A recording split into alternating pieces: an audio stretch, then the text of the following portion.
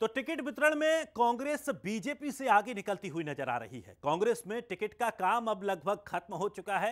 जीत की प्लानिंग शुरू हो गई है। मध्य प्रदेश कांग्रेस ने 229 प्रत्याशियों को मैदान में उतारा है और कांग्रेस को एक सीट पर अभी उम्मीदवार घोषित करना बाकी है, जबकि बीजेपी को अभी 94 सीटों पर उम्मीदवार घोषित करने हैं। दरअसल बीजेपी अपनी 4 लिस्ट जारी कर चुकी है, लेकिन 4 लिस्टों में महज 136 उम्मीदवार उतारे हैं, तो वहीं कांग्रेस ने महज 2 अपनी लिस्टों में पूरे प्रत्याशी लगभग उतार दिए हैं, सिर्फ एक सीट को छोड़कर। तो 229 सीटों पर प्रत्याशी घोषित कांग्रेस कर चुकी है। बीजेपी अभी भी 94 सीटों पर अपने उम्मीदवार घोषित नहीं कर पाई है। और चलिए, हमारे साथ न्यूज हेड शरद द्विवेदी जी हमारे साथ जुड़ गए हैं। शरद जी, लगातार ये शुरुआत से ही देखने को मिल रहा था कि बीजेपी कहीं ना कहीं प्रत्याशियों के ऐलान करने में बढ़त बनाई थी, लेकिन कांग्रेस ने महज 2 बॉल पर पूरी टीम अपनी खोलकर सामने रख दी है। महज एक प्रत्याशी को छोड़कर अब कांग्रेस ने अपने पूरे प्रत्याशी घोषित कर दिए हैं। क्या माना जाए, कांग्रेस अब बढ़त में आ गई है?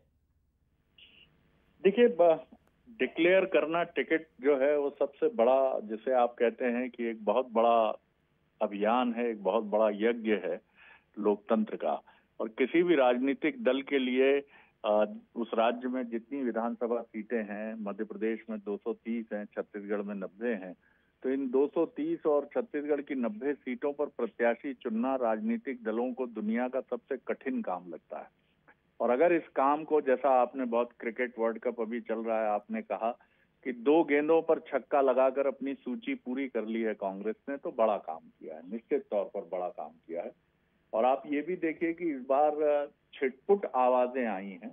देखिए, ये किसी भी दल में संभव नहीं है कि आप प्रत्याशी चुने और हाय तौबा ना मचे, लेकिन कांग्रेस में जिस तरह की हाय तौबा पहले मचती थी और पीसीसी का घेराव होता था, नेताओं के खिलाफ हाय हाय के नारे लगते थे, पीसीसी में दरवाजे टूटते थे, कांच फूटते थे, पोस्टर्स लगते थे, नेताओं के पुतले जलाए जाते थे, वैसी कहानी अब तक मध्य प्रदेश में कहीं से भी सामने नहीं आई है। इसका मतलब है कि काफी अच्छे तरीके से सिर्फ कांग्रेस ही नहीं, बीजेपी ने भी इस दिशा में काफी बुद्धिमत्ता का परिचय दिया है, लेकिन कांग्रेस ने काफी अप्रोच और सोच विचार दर्शाया है। करीब करीब 1 दर्जन के आसपास दोनों सूचियों में ऐसे नेताओं की संख्या है जो बीजेपी से कांग्रेस में आए हैं। असंतुष्टों को संतुष्ट किया गया है। जीतने विनिंग कैंडिडेट सागर में 4 महिलाओं को उतारकर महिलाओं के प्रति एक सम्मान और 33% रिजर्वेशन के प्रति भी कांग्रेस ने एक अच्छी स्ट्रैटेजी का परिचय दिया है। तो कंट्रोल में रखा है, अगर हम इसको कम शब्दों में तो कहें, तो कांग्रेस ने अपनी सूची को कंट्रोल में रखकर चुनाव को नियंत्रण में लेने की कोशिश की है। अब इसका कितना फायदा मिलेगा ये तो 3 दिसंबर बताएगा, लेकिन फिलहाल कांग्रेस ने अच्छा होमवर्क किया है। और दिग्विजय सिंह और कमलनाथ के बीच की जो बॉन्डिंग है वो इस सूची में नजर आई है कि भले ही बीजेपी या राजनीतिक समीक्षक ये माने कि दोनों नेताओं के बीच में तलवार खिंची है, लेकिन हकीकत में ये है कि दोनों नेता एक दूसरे के पूरक के तौर पर हैं और उनके बीच में अंतर विरोध हो सकते हैं। ये तो मनुष्य का स्वभाव है, एक परिवार में बड़ा भाई छोटा भाई, लेकिन वो अपने अंतर विरोधों को अलग रखते हैं और पार्टी के लिए काम करने की अपनी शैली को अलग रखते हैं। तो बहुत महत्वपूर्ण तरीके से कांग्रेस आगे बढ़ी है।